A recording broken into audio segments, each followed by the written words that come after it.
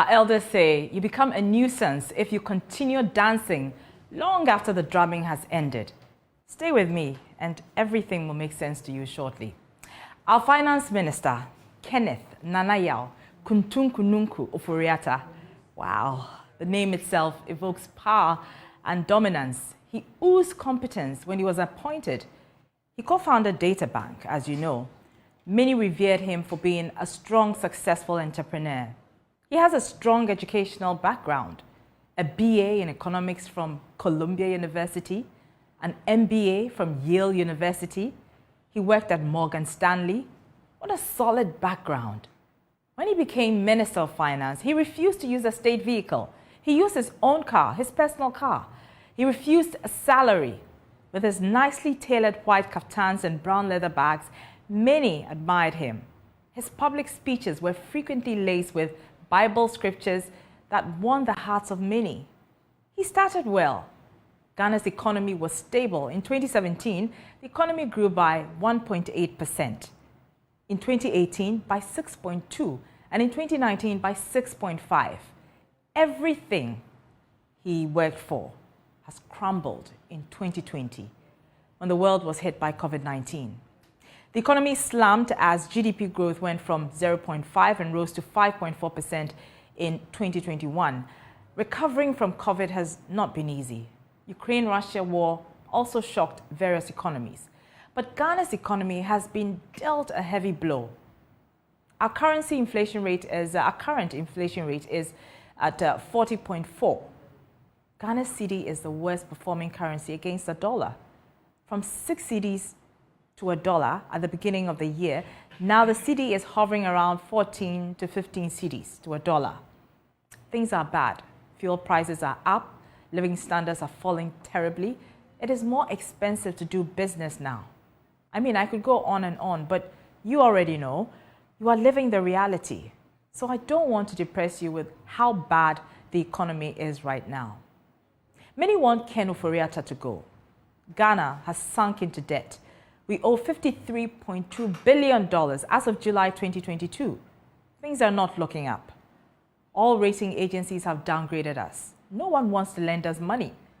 We run to the IMF even after Ken Ofori-Atta vowed never to do so. Ken's critics want him to resign. They want the president to fire him. The minority in parliament wants him to go. We know there is even a censure motion against him. It has to do with the financial sector payment. The law was passed on the 28th of December 2018, and by December 31st, 2018, the minister has breached the fiscal responsibility rules already. So 3 days down the line, there was a deficit of 1.8. And that is why we are saying that the trend for the censorship motion moved in the year 2018. In fact, if we were to go by it, somebody could have brought the motion to censure the minister in the year 2018 or 2019 because he breached the rules.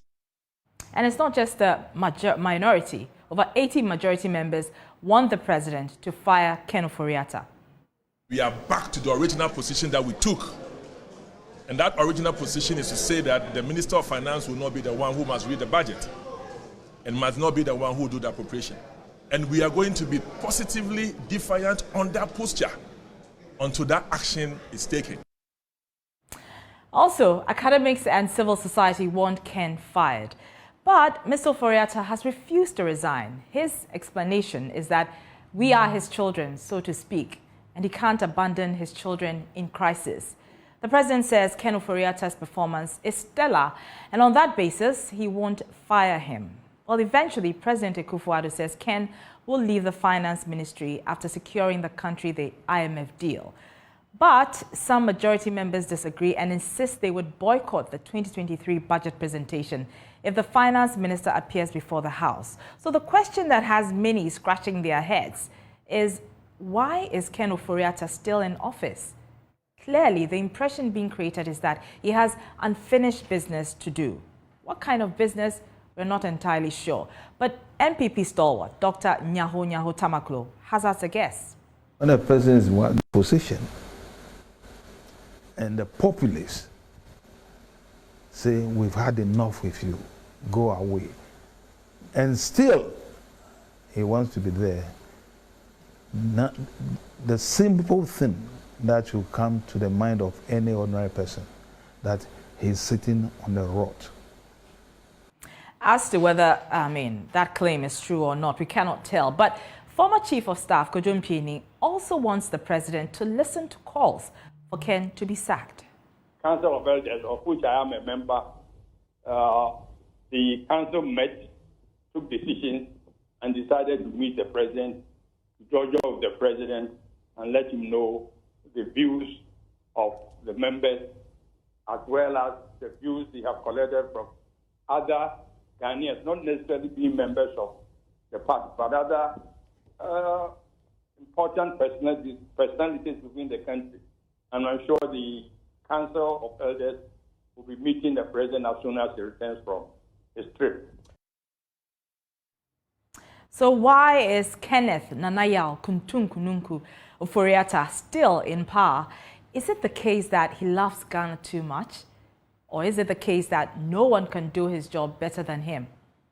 Is it also the case that there's no one to take over from him when he leaves? Well, Mr. Ofori-Atta has blamed COVID and the Russia-Ukraine war, among others, for our current crisis. But he has not acknowledged the role he played, burying us in this economic mess. He said he's sorry. I feel the pain personally, professionally, and in my soul. I see and feel the terrible impact of rising prices of goods and services.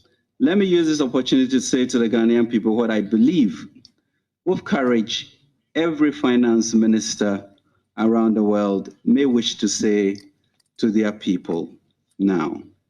I am truly sorry. Mr. Minister, you should have simply added, I am truly sorry, and so I resign. Bowing out honorably would silence your critics and pull the sudden brakes on the loud public ridicule. So, Mr. Ofori-Atta, please stop the dancing. The drummers stopped beating their drums long ago. You've done your part. Let someone else continue.